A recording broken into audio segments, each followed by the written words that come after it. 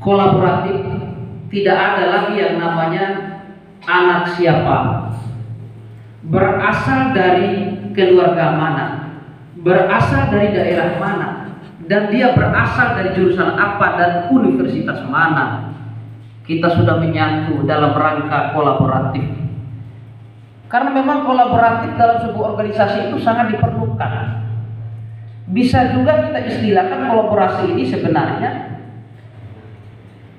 sebuah hubungan dalam proses pekerjaan dalam rangka menjalankan program organisasi itu. Kerja kolektif dan kolegial itu sebenarnya kolaboratif ini. Selanjutnya elaboratif, artinya tidak hanya dalam sebuah organisasi, tidak hanya kita cukup dengan bermodal kolaboratif.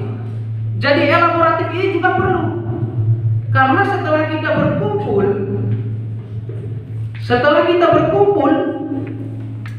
kita membutuhkan ada kreatif, ada inovatif, ada pikiran-pikiran yang bagaimana membangun organisasi kita ini.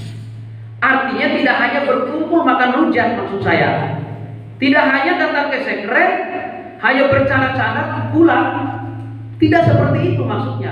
Itu makanya saya salut dengan tema ini. Ini membongkar rahasia-rahasia, menelanjangi rahasia hikmah hari ini. Jadi butuh pemikiran-pemikiran cerdas. Butuh pada saat kita berkumpul bersama itu, mengisi perkumpulan itu dengan hal-hal yang ada manfaatnya. Tidak hanya berkolaborasi saja, tidak hanya duduk bergabung saja maksudnya. Selanjutnya ini kreatif. Karena memang kalau sudah berkolaboratif pasti sangat berkaitan dengan yang namanya kreatif. Sengaja saya sampaikan satu-satu lebih mendalam ya, karena tadi saya tidak mendengarkan penyampaian itu. Sebenarnya ini tujuan kita ini, bagaimana tema ini mengantarkan kita. Karena pada prinsipnya tema ini baru sebuah cahaya. Cahaya ini perlu kita eksekusi ke dunia nyata. Jadi seperti itu maksudnya. Selanjutnya kreatif. Jadi kreatif ini bukan hanya kreatif dalam membaca buku saja. Tidak cukup berkreatif dalam beretorika saja. Kreatif yang dimaksud ini adalah identik bagaimana pergerakan kita yang nyata. Kalau bahasanya Pak Jokowi itu kerja. Seperti itulah. Jadi tidak cukup kita hanya berkonsep saja. Inilah dibutuhkan sebuah kreativitas. Selanjutnya ini edukatif. Jadi percuma kan kita berkreatif tapi tidak edukatif, tidak bernilai, tidak punya konsep, maksudnya tidak punya ilmunya di dalamnya. Kalau kita beredukatif, kalau kita berkreatif tanpa edukatif, sama halnya kita ini bergerak tanpa ilmunya. Segala sesuatu itu harus ada ilmunya, harus kita berilmu. Kalau tidak seperti itu, maka kita lahirlah dua kebodohan. Yang pertama, bodohnya orang-orang yang berpikir tapi tidak pernah berbuat. Yang kedua, bodohnya orang yang berbuat tapi tidak pernah berpikir. Seperti itu maksudnya. Selanjutnya, ya, jadi dalam rangka menyatukan 3 item di depan yang dijadikan tema itu, kita harus tanamkan pada diri kita mulai sekarang. Anggaplah Himpunan Mahasiswa Nahdlatul Watan Komisariat Universitas Mataram ini adalah sebuah langkah pertama. Karena tadi saya dengar ini baru rak pertama, rak perdana. Ini adalah langkah pertama. Jadi Kanda Gafur kemarin karena diangkat secara aklamasi, ya, diangkat secara aklamasi atau secara demokratis kemarin? Aklamasi. Beliau ini ibaratnya Soekarno.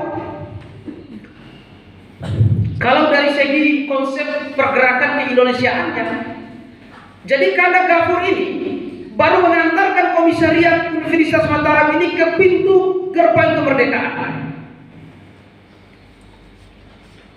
Jadi berarti mulai sekarang, mulai terlahirnya pemimpin baru nanti, kalian harus mampu mendesain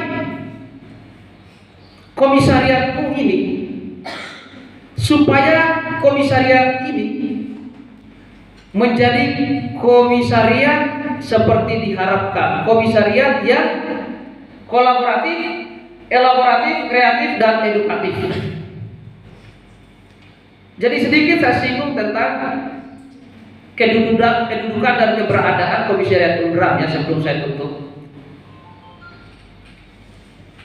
Sebenarnya komisariat yang harus besar secara kualitas dan besar secara kuantitas itu harus komisariat UNRA.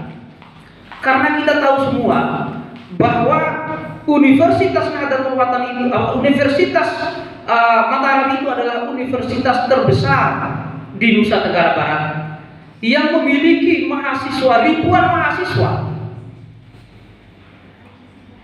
Berangkat dari hal tersebut, kondisi tersebut, jadi adik-adik harus mampu merekrut kader itu sebanyak-banyaknya.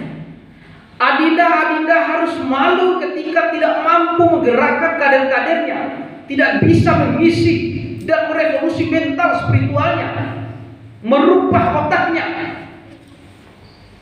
Ketika adik-adik tidak mampu memberikan nutrisi-nutrisi yang berkaitan dengan edukatif, gagal sudah organisasi yang besar ini, gagal sudah komisariat yang besar ini. Selanjutnya, ini yang kaitan dengan konsep demokrasi ya, karena kita ini sebenarnya lagi bermomen demokrasi ini. Karena nanti pada ujungnya kalian akan memilih pemimpin. Jangan sampai penyakit lama kita kembangkan, kita munculkan kembali. Bukan hanya di HIMA, di semua organisasi. Kadang-kadang orang yang dipilih itu adalah berdasarkan banyak temannya. Kadang-kadang orang dipilih itu berdasarkan dia gagah. Kadang-kadang orang yang dipilih itu berdasarkan dia cantik. Jadi itu lepaskan itu. Mari kita berdemokrasi. Mari kita pilih betul-betul pemimpin yang bisa membawa komisariat kita tercinta ini.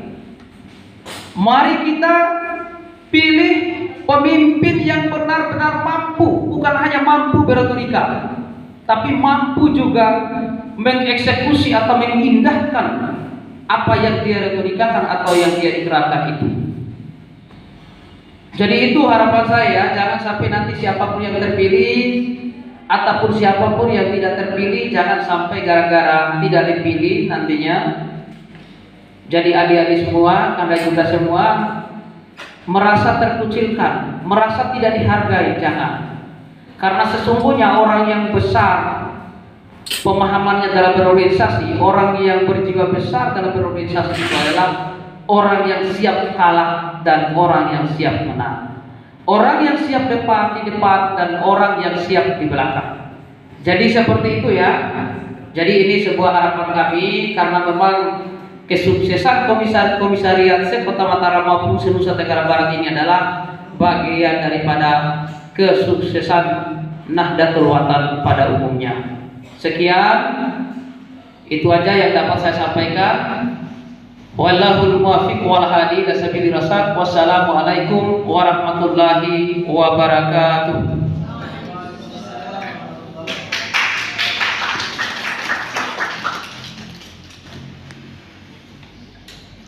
Terima kasih kami ucapkan kepada Kanda Suaidin SPD SH. Acara terakhir doa.